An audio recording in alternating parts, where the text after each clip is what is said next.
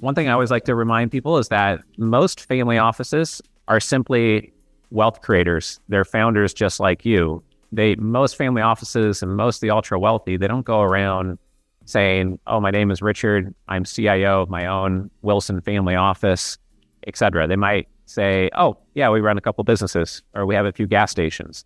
It might be humble, and maybe they have 180 gas stations, right? So if John sits next to someone and he's flying somewhere and they ask him what he does, he might not say, oh, I run $1 billion credit fund. He might be like, oh, I work in credit, or I run a real estate platform, right? He might not want to have so much bravado as be like, oh, I run 180 dry cleaners, right? Lots of people who are ultra successful, they have no need to go around beating their chest and waving around a big gold Rolex somewhere. No problem if that's your style, but like many of the families are relatively low key. It may not be obvious that they're the wealthiest person in the room. On Tuesday, we had a $200 million net worth family in the room that's putting their family office together. You would never know it by looking at the audience, right? They weren't making a big deal out of it. They have no need to. So it's just something to keep in mind. But one thing that connects all of us here in the room is that all of the families that we serve are first or second generation. By third, fourth, fifth generation, you're usually just playing a pure defensive game in my experience. It's being managed by different trusts. The wealth's broken up among many family members. It's not as entrepreneurial. This is more of an entrepreneurial founder wealth creator club.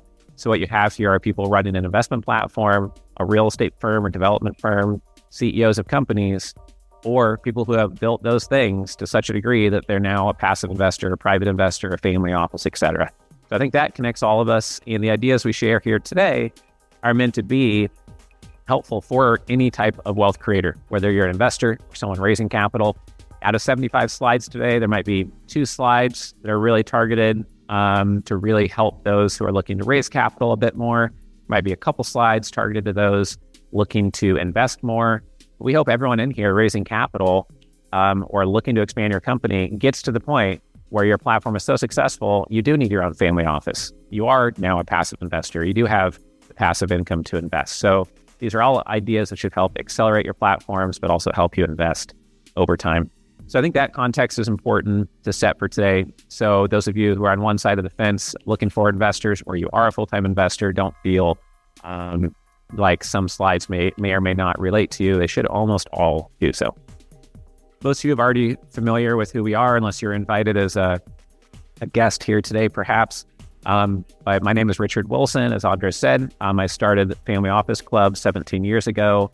I've written 13 books. And then a couple of years ago, we acquired billionaires.com. So we're in a process of interviewing 100 billionaires, reading all 240 books that billionaires have authored. And you can read those interviews at billionaires.com. A little bit on me personally. It's a picture of my wife here. We're in the Grand Canyon, some of my daughters. And then we like to do outdoor adventure trips. This is me at a mountain summit last summer, some of my high school, college friends. This is where I moved about 7 weeks ago. I live out in Oahu, Kailua, just about 25 minutes from Honolulu. This is us just enjoying the water a couple weeks ago. And this was us last weekend on the beach there with my daughter. So, and this is going to come full circle. This slide here, at the end of the day, we're going to show you some very specific ways to focus on what should probably be the number one investment for everybody here in the room. And it's not a pitch of anything to sell from me or from any of the speakers here in the room, but we're going to make it very clear how to focus on that type of an investment, wrap up the day. So just to start out with some fundamentals that I don't see anyone else talking about in the family office space really, is that the smartest families that I know, they organize their wealth in these 3 buckets. A very diversified wealth management exposure. Almost all families want some exposure to public markets, diversified public investments. Usually, they're telling their wealth advisor, don't invest into tobacco and firearms, or we don't like these industries, maybe. Maybe they're telling them to slant it towards income, or that they love Tesla, Amazon, Costco, and then they just let the wealth advisor do their thing and diversify them greatly. That's how most people operate that I work with. The second bucket is very conservative cash flowing real estate or private equity investments.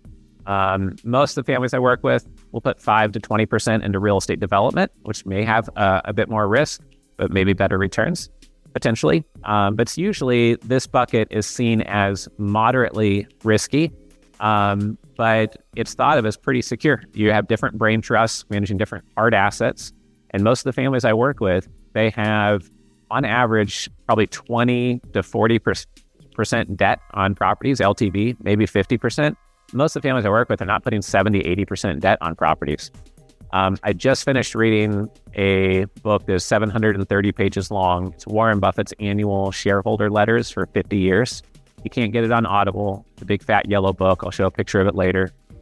And in that book, he said that his formula for success has been to invest in things he can understand, invest in things that produce a lot of free cash flow, invest in things that don't randomly require large amounts of cash, and don't use excessive debt. They want to have a 1,000-year, flood insurance cash reserve on hand, and they want to be selling life preservers when there's a flood, not be the one going around looking for one from a bank. So they keep very low debt, very low credit. So when they need to, they could tap into that. They try to keep it really low. And that's been their formula for success. And a lot of families I work with are pretty conservative. They don't need to take big risks to try to hit a home run. They typically have already hit their home runs. So they're looking for doubles, people they trust. Maybe sometimes a triple happens, but they're not risking everything to get a home run. Typically, made your money in tech, VC, Silicon Valley, crypto, then sometimes that mindset's very different. And if the person who's ultra wealthy is under 30, 35 years old, then sometimes that mindset's very different, of course. None of these things are true for every investor. It's just what I see most common. But what's important is that the diversified wealth management bucket, very hands-off for most investors. They're not too involved, and it's very defensive. The real estate bucket is in between. You're usually choosing the food groups and the states you're in. Like I like Florida, New York, Arizona, whatever the states are that you like. And then you're choosing the managers, but you're typically not managing the assets yourself. And the third bucket is where you play offense. And one quote from Warren is that diversification makes little sense for anyone who really knows what they're doing. It's a protection against ignorance. Why would you invest just like a little bit all over the place? It's like because you don't have like a deep expertise in one area. Why? And so I would never recommend that anyone put all their net worth focused in just one little area. But Warren's point is that when you look at this, the area you do know best, you don't need to diversify. Like if you made your money in the dry cleaning business, you don't need to go out and invest in every dry cleaner to get an exposure to the dry cleaning niche, right? You would know how to navigate that space, and you don't need to diversify as much in that niche. That's where you play offense, and that's where you grow your balance sheet. Families might only put 5 or 10% of their free cash flow back into the niche where they made their wealth, but expand their balance sheet the fastest there. That's where you play true offense. And from other people's point of view, it looks like you're taking more risks, but you could step in and be chairman or CEO. You know how to hire people. You know how to play defense and offense for those assets. It's very different than the real estate bucket, unless you made your money in real estate. And it's different than the diversified stock market exposure. That's important to know because when you're working with families, knowing that dynamic and knowing that no one brain trust or team is going to be able to help you in these three areas typically. And most wealth managers don't want to help you with these other two areas. They don't want to help you with the public markets. If you go to them and you want to invest directly into real estate, they'll say, no, you should put it in this public market REIT. You want to stay liquid. Because they're not truly independent usually because they only get paid if you keep assets on their platform. They want all your assets to be on their platform, and they typically aren't equipped to deal with direct investments and helping you grow your balance sheet in the business area. And that's in conflict with who we are as founders, entrepreneurs, and that's why the family office space exists. So that's important to just kind of set up the tone for the day. I found this true over and over and over again. If you inherit a lot of money, are essentially a kid at 18 to 22 years old, if you are a pro athlete or you win the lottery at any age, or if you sell your business and you go from making $100,000 a year in profits from your business, all of a sudden you get a $20 million, $100 million windfall from selling. Many times those people lose the money just as quickly.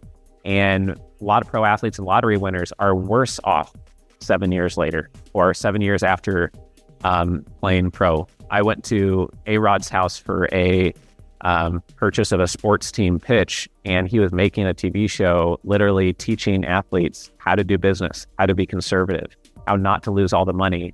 Even if you get a $40 million contract, a lot of athletes lose all the money. One athlete signed Mercedes-Benz car leases for 17 of their friends and family members just to be a nice guy, I guess.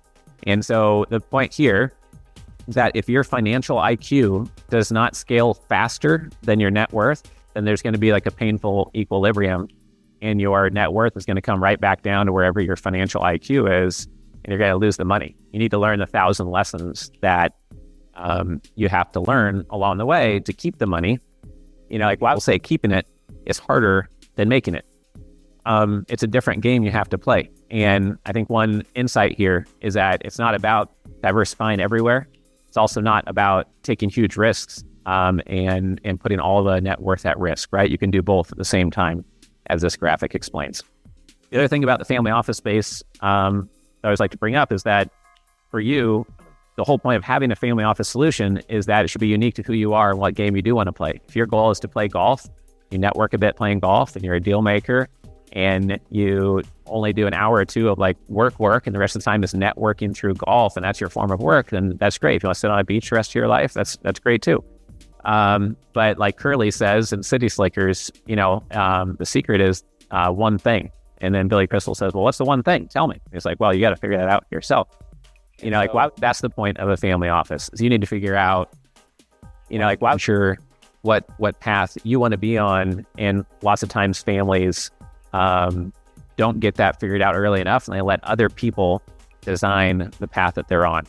And so if you don't design the game board that you're on, if you don't decide how you're going to keep score, then someone else is going to collect $200 every time you pass go. And they're designing a game where they win, not where you win.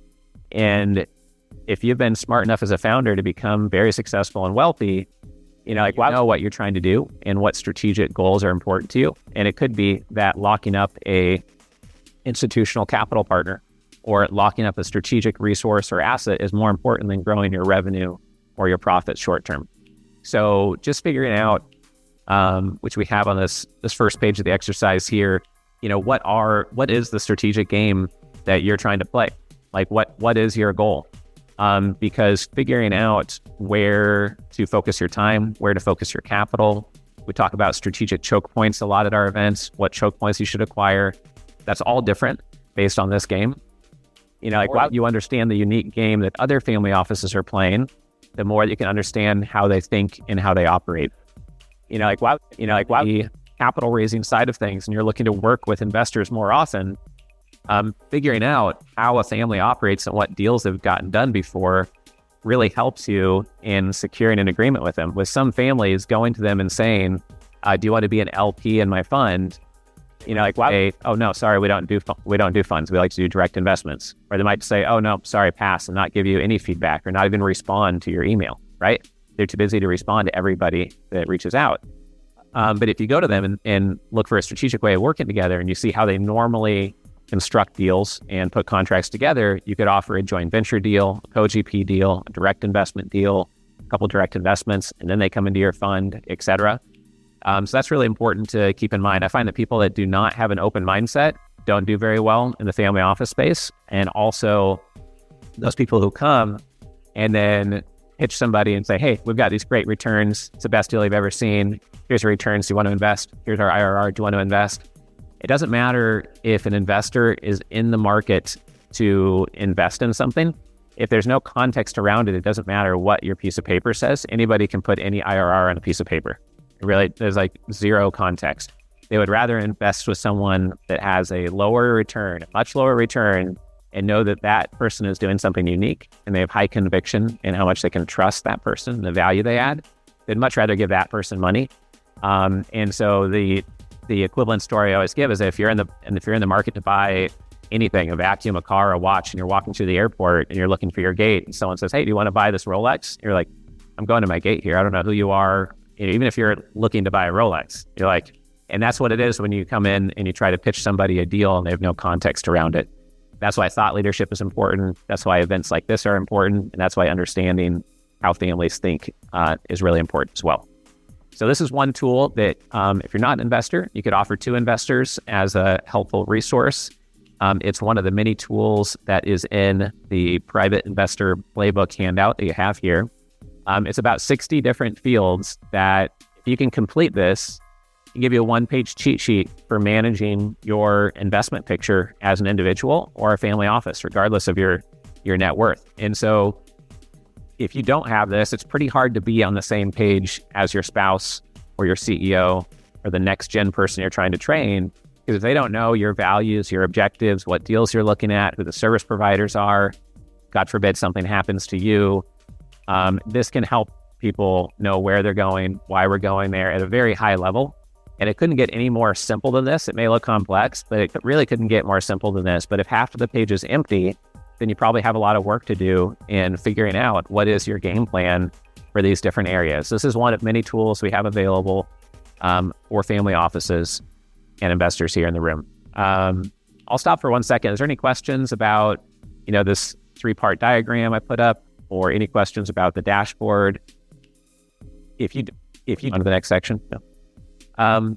This is one of the other we recommend. And what I found is that a lot of times there's a certain pitch that comes from certain service providers, and the pitch is mostly the same for everyone they interact with.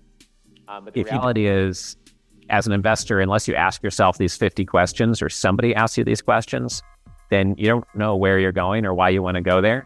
And many times when family members complete this, or two spouses complete it independently, they'll have very different answers on where they want to go, on what's important. Is it income? Is it risk management? Is it free time?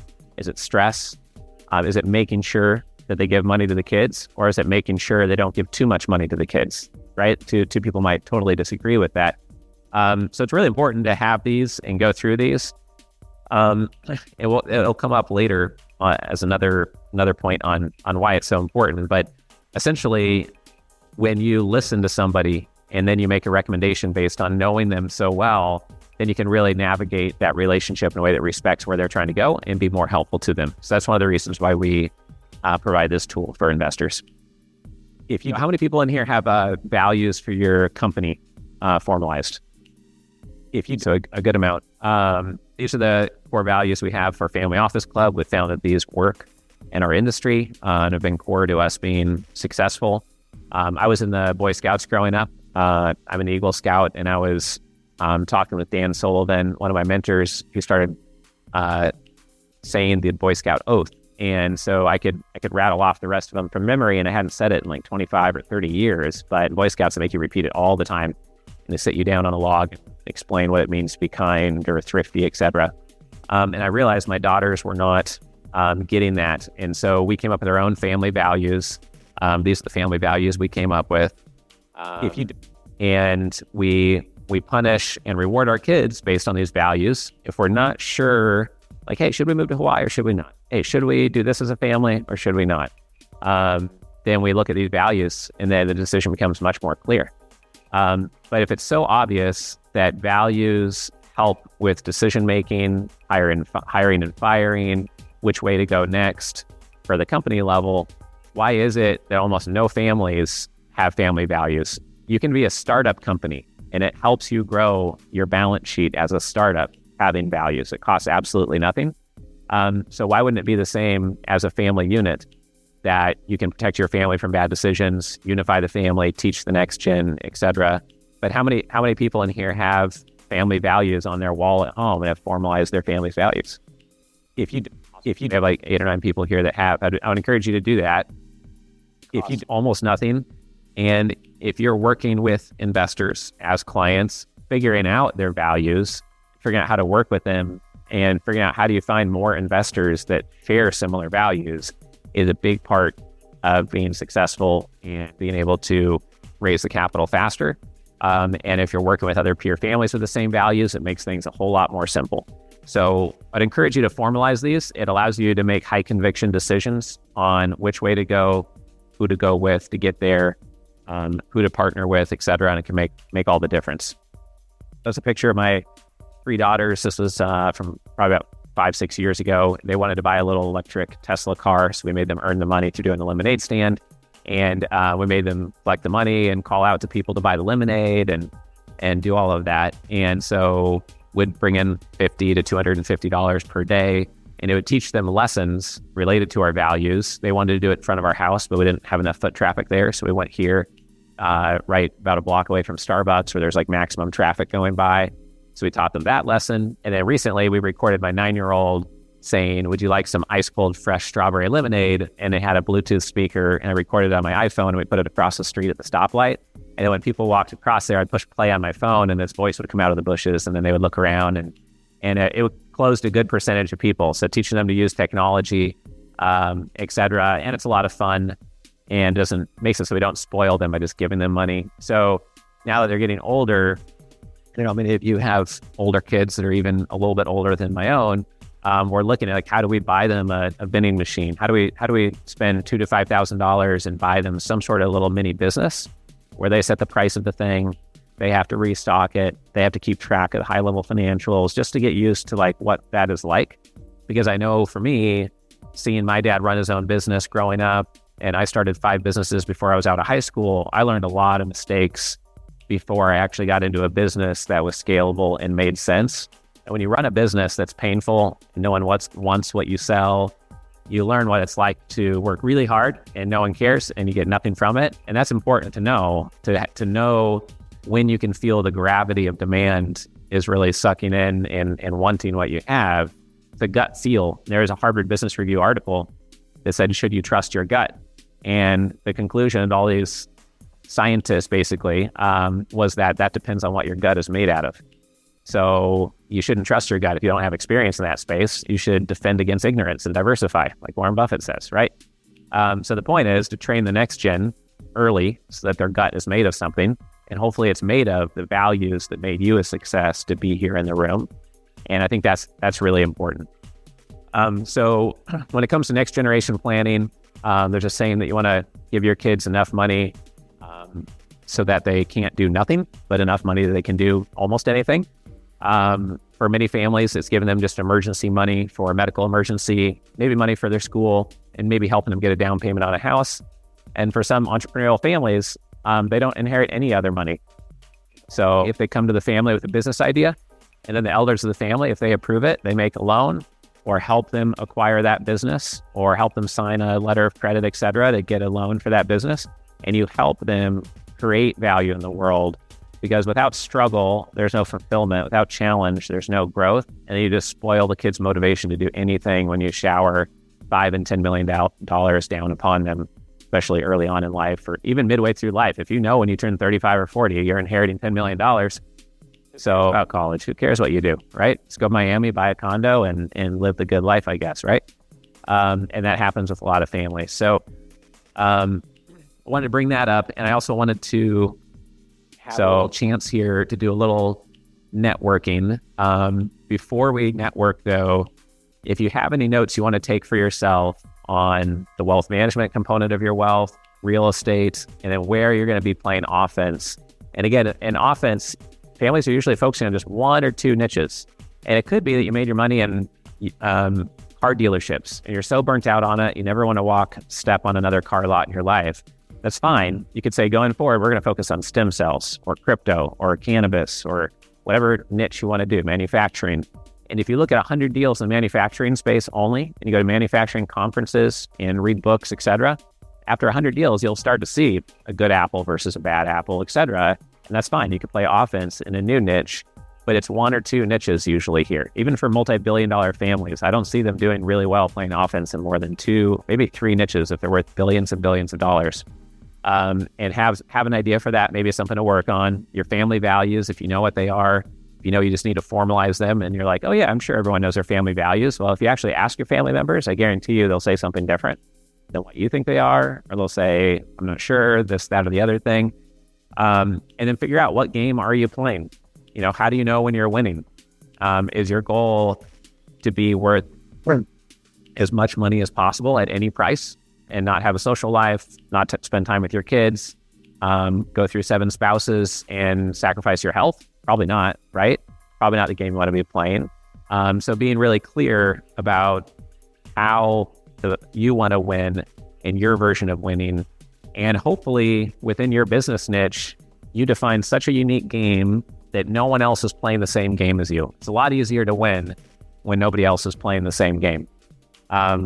Another quote from Dan Sullivan, I think, is entertaining. I think he's like 78 now. he says at his level and his peer group, it's really easy to win because most of his competitors are retired or in a nursing home. He's very focused on being very mentally engaged and physically engaged and tries to burn 1,000 calories before breakfast every day. And he's playing a different game than other people because for 40 years, he's coached high-end CEOs. So figure out what your game is and what unique game you're playing. We'll give you a couple minutes to fill that out. When you are done filling this out to the degree that you want to, maybe circle or star one or two things you want to share and share it with one person that you did not come to the event with. So you're not just talking to your business partner. Introduce yourself with like a one-liner on who you are and why you're here today, what you're focused on this year. Don't spend the whole 5 minutes just, pitching in whatever business you're in. Probably try to share some sort of insight here that's reminded you of. And then we'll come back here and get started again on the content, probably don't spend the whole 15 minutes at 10:50.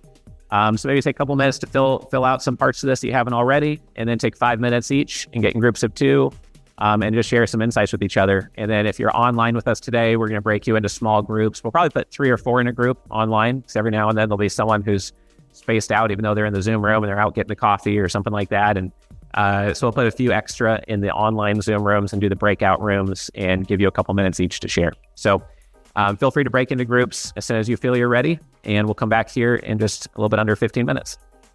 All of the speakers we have on stage today, just like you, your first name again was Justin, are like you. They're playing a unique game. Like when Dean comes up and talks about the webinars he does, I guarantee you no one else in the room is doing what Dean does, and he raises $50 million a month. Don't spend the whole... Daniel Puder was on stage a couple of days ago and talks about how he grew from 0 to 11 private schools and opened up a school with Mike Tyson. He's playing a different game than everyone else in the whole industry. Globally, I don't think there's anyone else playing that game. And when Michael comes on stage later today, he's going to talk about how he had a 9-figure exit playing a game differently than other people and how the industry is changing. So I think it's critical to success. And if you were at the Billionaire Scaling Strategies event last month in this room, you'll see that was one of the top 3 things we brought up, is that if you follow the herd, at best, your litmus test, you're trying to be average. The goal is do what everyone else is doing. Then at best, you're average. It's a game of failure. You've already lost if you're trying to play the same game as everyone else. So it's really critical. And everything we mentioned today, some of it might seem pretty foundational, fundamental, but the things we talk about later in the day, you can't do unless we have this discussion and this terminology out there. Join the Family Office Club by visiting familyoffices.com. We look forward to seeing you at our next live event.